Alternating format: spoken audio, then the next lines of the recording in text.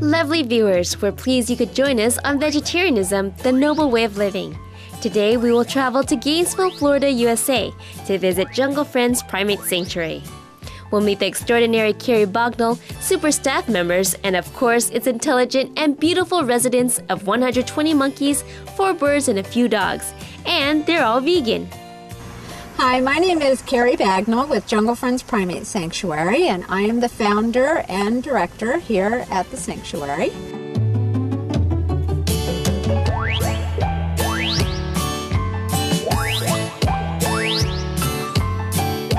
Jungle Friends is a 501c3 nonprofit organization where we rescue, rehabilitate, and socialize monkeys with their own species. We have quite an assortment of monkeys here at Jungle Friends. As you can see, we've got several species of capuchin monkeys, 2 species of spider monkey, and a couple species of squirrel monkeys. And most of them come from the exotic pet trade.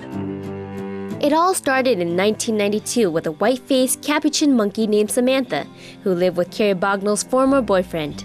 Samantha was just 4 months old at the time. Trying her best to help him raise Samantha, Carrie realized that having monkeys as pets is simply wrong because they are wild animals who should be roaming freely in their open-air habitats. She thus spoke out about this issue. As a result, many people began giving their monkeys to Carrie, who soon found her home becoming a small-scale sanctuary for these monkeys. So in 1997, Carrie founded the Jungle Friends Primate Sanctuary as a nonprofit organization in Las Vegas, Nevada, USA. But the desert climate of Las Vegas is so extreme that it can reach up to 48.8 degrees Celsius in the summer and snow in the winter. Carrie decided to move Jungle Friends to Gainesville, Florida, where not only is the temperature milder and closer to the natural habitat of her New World monkeys, but is also suitable to grow everything from plants to trees, from shrubs to bamboo. The relocation made it possible and easier to build an environment better suited for her family of monkeys.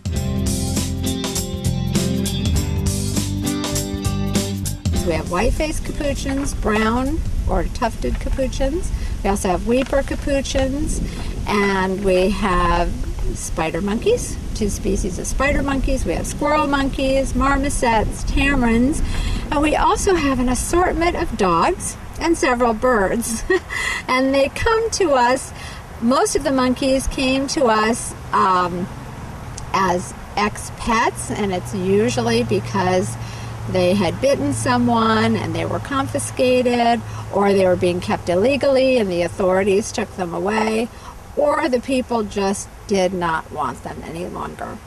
Baby monkeys are adorable and so cute. Baby tigers are cute. Baby anything, are just adorable and really cute. Then they grow up and become what they are, which are wild animals.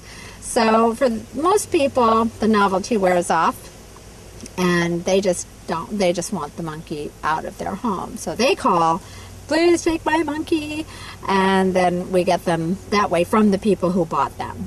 And then some are from laboratory research when the research has ended and they're looking for sanctuary homes from the universities and laboratories.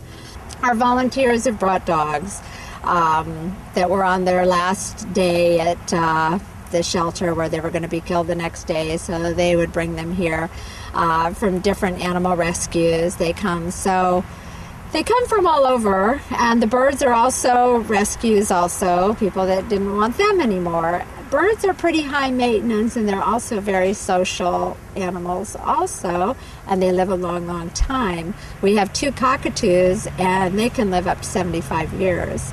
The monkeys, the capuchin monkeys, we've had them over 50 years old. So these animals live a long time.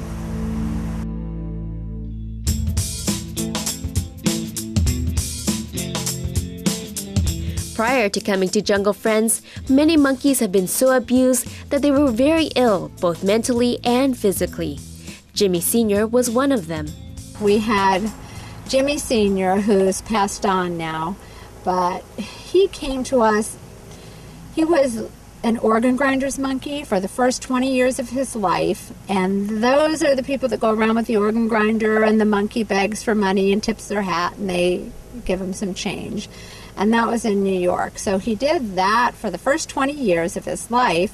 They also took out most of his teeth, and they amputated several of his fingers and a thumb so that he could not pick his lock. And then he went to a pet shop situation that was horrible also. He lived in this little glass box with one stick coming out. People would throw cigarette butts into his cage. And they actually, some animal advocates were picketing for about 12 years before Jimmy was finally released. When I found out about Jimmy, it took another 2 years before the USDA, United States Department of Agriculture, came in and confiscated the monkey. So Jimmy came here, and the USDA investigator called me and told me that Jimmy was pretty much comatose, that he just stared into space. He didn't make eye contact, he didn't play, and they felt that he'd probably just gone mad. And I told him, well, he can come here and be crazy, that's all right. So they sent Jimmy here, and he got here and he did pretty much just lay staring into space for a while. It wasn't that long though, and he just went crazy for one of our volunteers. I don't know if she looked like someone he knew or reminded him of someone, but he just got up and started dancing and twirling, and she called us, and we all went over and like, oh my God, it's Jimmy, he's alive. So he started interacting more with the humans, and then he met old Chi-Chi, who's still with us, and she's an old circus monkey, and we call Chi-Chi his soulmate. And he met her and lived with her during his golden years for the last 10 years of his life. And they had a wonderful life together. He and Chi-Chi would play, two of these old monkeys playing together and racing around and having a good time. Each year, between 100 and 300 million animals die from the cruelty of laboratory experiments. These experiments are unnecessary and often inconclusive. In 2004, Jungle Friends received 9 capuchins who had been used as experimental subjects for over 20 years. We had 9 capuchins come in that were in iron toxicity studies, which meant they gave them a lot of iron to see what iron overload would cause. It's horrible conditions that they lived under. And one of the problems with them is that they were so afraid of humans. We had to have one person go over and clean them and feed them and take care of them, because anytime a human came by, they'd just start screaming, because these monkeys, they were actually born in the wild and stolen from their family and their home from the rainforest when they were adolescents. And they were put in these small little squeeze cages and lived there for nearly 20 years, all by themselves.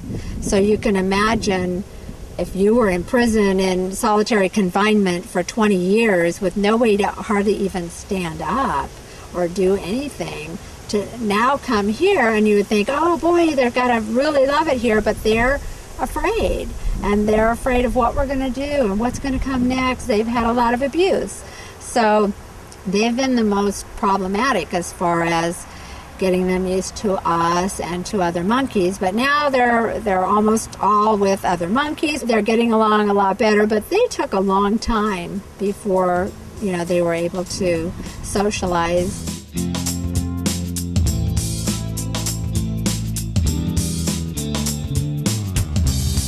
The wild monkeys living in rainforests eat fruits, leaves, flowers, seeds, and bark. They are herbivores by nature, and there are no diabetic monkeys in the wild. Many companion monkeys, however, are ignorantly fed processed junk foods and meat and dairy products. In addition, they don't get nearly as much exercise and fresh air as they would in the wild, and have no monkey friends to play with. Confined to their small cages inside human houses, they become overly stressed. Inevitably, just like us humans, these monkeys develop diseases such as diabetes, autoimmune disorders, and metabolic bone disease. Some of the monkeys are so malnourished that they cannot even walk. But after coming to Jungle Friends and fed a healthy vegan diet with much love and care from Carrie and staff members, amazingly, the monkey's health makes a complete turnaround in just a short period of time. Udi is the spider monkey I think of. He came to us at 14 months old, and at 14 months he had such severe metabolic bone disease he couldn't even stand. So he would just come and scoot on his butt with his hands to get around. He couldn't even stand up, much less walk or swing or play or be a monkey. They did the x-rays and all of his bones were soft. His teeth were like this on the overbite that they didn't think would even be able to correct itself. But he has just turned completely around. You wouldn't even know it to see Udi. He's like the teenager now, and he's walking around all tough, you know, and all of his bones are hard. We've done other x-rays.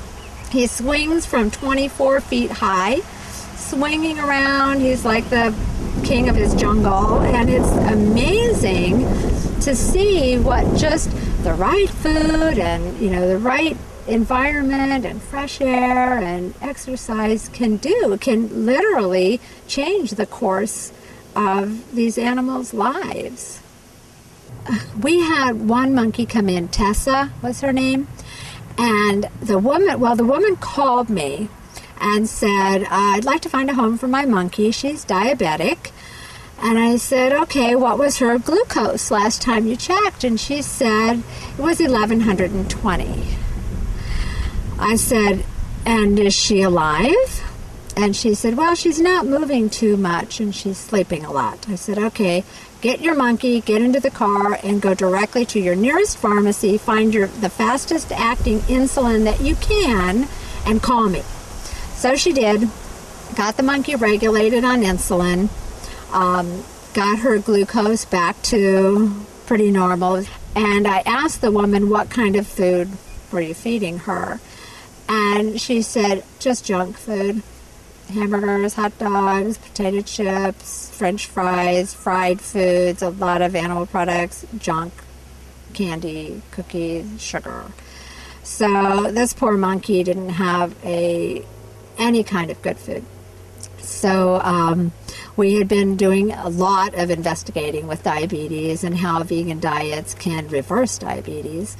So we started her on some really good fresh vegetables, and you should have seen her just devour the fruits and vegetables. And she would eat the food and do so well. I'm trying to think of how long it was.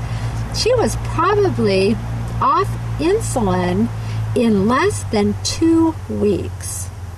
And that is amazing. That is almost unheard of. At Jungle Friends Primate Sanctuary, just like Tessa, almost all other monkeys who were diabetics have been weaned off insulin after adopting a vegan diet and are now living healthy and happy lives. In part 2 of our show on November 15th, we'll take a look at how Carrie and her staff feed and care for their precious family of monkeys.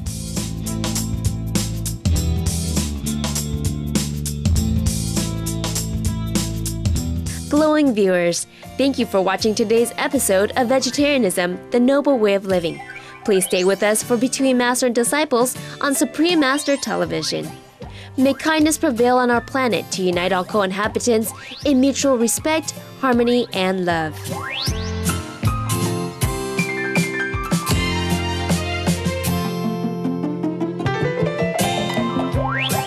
For more details, please visit www.suprememastertv.com/veg.